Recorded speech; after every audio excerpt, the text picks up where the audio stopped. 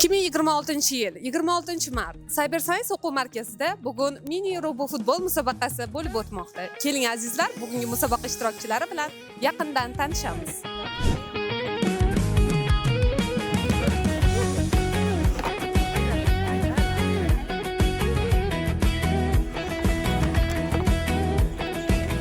Robo futbol musobaqamizga xush kelibsiz.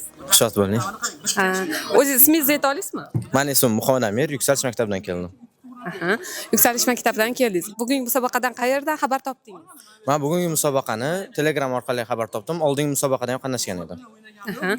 Muhammad Amir, bu robo futbolga qachondan beri siz qiziqish bildirib o'rganib kelmoqdasiz? Men o'zi 3 yildan beri qiziqyapman. Bu oxirgi yil prime davrim bo'ldi.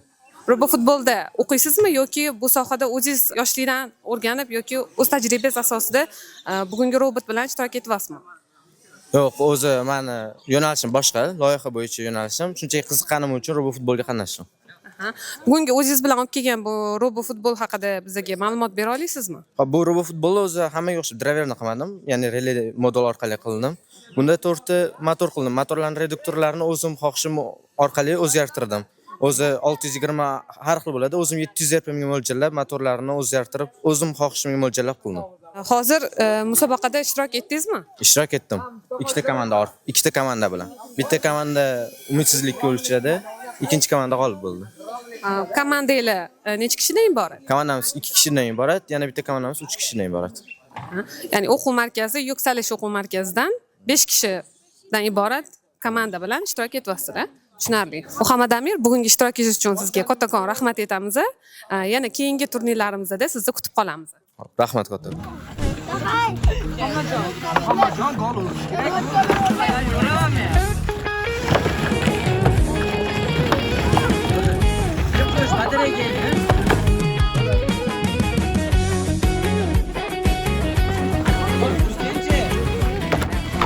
Robo futbol musobaqamizni eng kichkina ishtirokchilari bilan yaqindan tanishamiz. Kelinglar, ularga ham o'zimizning qiziqarli savollarimizni berib o'tsak. Assalomu alaykum. Assalomu alaykum. Xush kelibsiz bugungi musobaqaga. Rahmat. Qaysi o'quv markazidan tashrif buyurdinglar? Mudarris Xalqaro maktabidan. Xalqaro maktabidan, bugungi turnirni qayoqdan xabarini topdinglar sizlar? shu robo futbolda yasadik ustozimizga xabar keladi. Keyin bizdan ro'yxatdan o'tkazib qo'yadilar ustozimiz. Tushunarli. Ismlaringizni bilsak bo'ladimi? Ismim Ismoil, Hikmatim. Markam Ismoil. Tushunarli. Ismoil. Ikkita adash bitta joydamisizlar? Ismoil, demak, savollar ikkalovingizga parallelni berar ekanman. Baravariga javob beraversanglar ham bo'ladi. Mudarris o'quv markazida qachondan beri robo futbol bo'yicha o'qib kelyapsizlar? Shu yildan boshladim. Robot yasadik, keyin boshqa narsalar yasadik yana. Ko'proq elektr bilan ishladik. Sizlar ko'proq shu elektronika sohasiga qiziqasizlar? Bu o'quv markazida ham umumiy fanlar, ham robototexnika yo'nalishi bor demak, Ha, tushunarli. Bu o'zingizlar yasagan, bugun musobaqaga olib kelgan robotlar haqida bizga tushuntirib bera olasizlarmi? Sizlarga o'xshagan yoshlarga bu haqida ma'lumotlar qiziq bo'ladi. Gapirib bersanglar agar osonroq qilib. Qanaqa tashkil topgan? Bu batareykadan, keyin ballon va ichidagi simlardan iborat bo'lgan. Motor qo'yilgan, keyin Foamix bilan yopib chiqilgan. Hamma joyi Foamix bilan yopib chiqilgan. Qotirib qo'yilgan bu joylari. 4 ta ballondan iborat, Nima orqali harakatlantirasizlar robotlarni? Telefon orqali ulaymiz telefonga, keyin shu yurg'izamiz.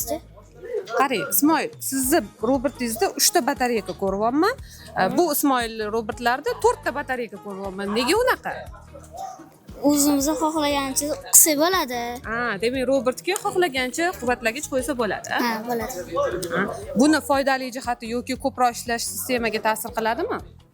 Ozgincha ta'sir qiladi-yu, unchalik ta'sir qilmaydi lekin. Musobaqaga qancha vaqtga yetib beradi robotlaringlar? Shu bir kunga Musobaqa 1 soatgami, 2 soatgami qanchaga o'ynash, ishtirok etishga yetib beradi? Farqi yo'q, ko'p bo'ladi. 3.7 volt bo'ladi bunda. Keyin bunda ko'proq yurg'izsangiz bo'ladi. Bir kun to'xtamasdan yurg'izsangiz ham bo'ladi. Demak, 24 soat ishlab bera olish kuchiga ega batareyka. Tushunarli. Yana boshqa maqsadlarda ishlatasizlarmi bu robotlarni? Musobaqadan boshqa. Poygalar o'ynaysizlarmi? Ha, o'ynaymiz. O'zaro maktabda. Ha, o'ynaymiz. Kimniki yutgan? Oranglarda. Sir bo'lmasa. Hali o'ynamaganmiz, Hali o'ynab lekin endi ko'rmadinglar. o'ynaymiz. Endi musobaqa qilib ko'ringlar, sizlarga zo'r taklif. Rahmat ishtirokingiz uchun. Yana keyingi turnirlarda sizlarni kutib qolamiz. Salom.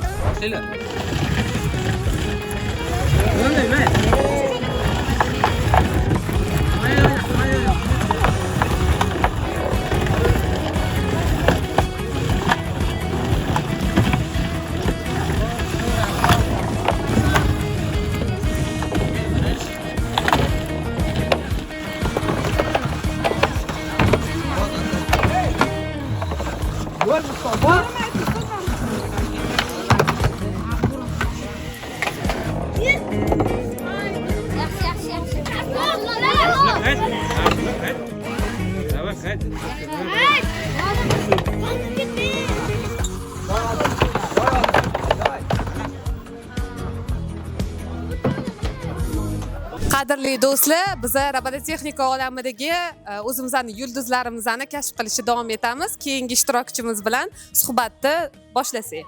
Assalomu alaykum. Assalomu alaykum. Xush kelibsiz bugungi turnirga. Rahmat. O'zingiz haqingizda bizga ma'lumot bersangiz. Men Husnidinov Azizbek Jahongir o'g'li Toshkent viloyati Chinoz tumanidagi Roboskul o'quv markazidan kelganman. Tushunarli. Roboskul o'quv markazi. Azizbek, xush kelibsiz bugungi turnirimizga.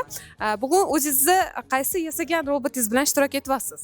Bugungi musobaqada robofutbol robotim bilan ishtirok etmoqdaman. Aha. Bu robotga nom berganmisiz? Ha? Nomi nima? Ajdarho jangchisi. Nega aynan ajdarho jangchisi? O'zi Ko'rinish haqida bizga buni xususiyatlari haqida, ishlash prinsiplari haqida ma'lumot berib o'ting, qiziq bo'lyapti. Buni telefondan boshqarsangiz bo'ladi. Telefondan bemalol boshqarsangiz bo'ladi. Keyin bunga o'sha temir motorlar 620 RPM li motorlar qo'yilgan.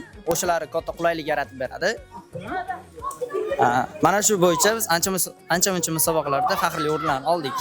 Bu ajdarho jangchisi, nimasi bilan ajdarho jangchisi? Buni boshqa robotlardan nima farqi bor, ustunligi bor yoki kuchi ko'proqmi yoki buni surish xususiyati, qaysi xususiyati bor o'zi? Fishkasi nimada? Fishkasi mana kaptika olib beradigan birinchi fishkasi, ikkinchi fishkasi mana urilganda o'zi mana shu ochiq joyi bor, o'shanga tegib chiqib ketadi. Sinishni oldini oladi-da. Korpusi nimadan iborat? Korpusi o'sha filament 3D printerdan o'zimiz chizib chiqarganmiz. Demak, o'quv markazingizda o'zingizlar yasaysizlar bu robotlarni. Qo'lda yasaysizlar. Tushunarli. Ustini chiqarib olamizda, ichini o'zimiz yig'amiz. Ha, tushunarli. Buni keyin dastur orqali telefondan boshqarasizmi? Ha, shunaqa. Qachondan beri bu sohada o'qiysiz? 1,5 yil bo'ldi. 1,5 yildan beri. Qancha davom etadi o'quv tizimi? Uni odam o'ziga bog'liq. Masalan, mana shu C++ Arduino 2 yilda tugatsak bo'ladi. 2 yil davomida bemalol tugatsak bo'ladi. Demak, o'zingizni tengdoshlaringizga taklif eta olasiz. Demak, maksimum shu robototexnikani 2 yil davomida o'qib, professional darajada o'rgansa bo'ladi. Professional dasturchi bo'lsa bo'ladi shu C++ bo'yicha. C++ dasturini o'rganib chiqadi demak. Buni boshqarish uchun. Yoshlarimizga, O'zbekiston yoshlariga nima tilaklaringiz yoki shu robototexnika sohasida o'qimoqchi bo'lganligi nima fikrlar bildira olasiz? Ular ham qatnashsin. Qanaqa yutuqlarga erishsa bo'ladi bu sohada? Ancha-muncha yutuqlarga erishsa bo'ladi. O'zingizni yutuqlaringiz bilan bo'lishib o'ting. Men ko'p mana shu robofutbol musobaqasida shu yerda Cyber Science da bo'lganda 5 million yutib oldik. 5 million yutib oldik. Undan keyin 5 ta o'rnimiz bo'ldi. Hammasi jami 5 ta o'rnimiz bo'ldi. Ularning hammasi pul yutuqlarini yutib oldik.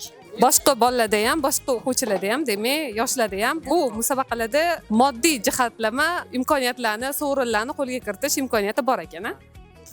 Rahmat, javoblaringiz uchun sog' bo'ling, omad tilayman. Siz bo'l. Ammo itar. Yur. Voy, yur.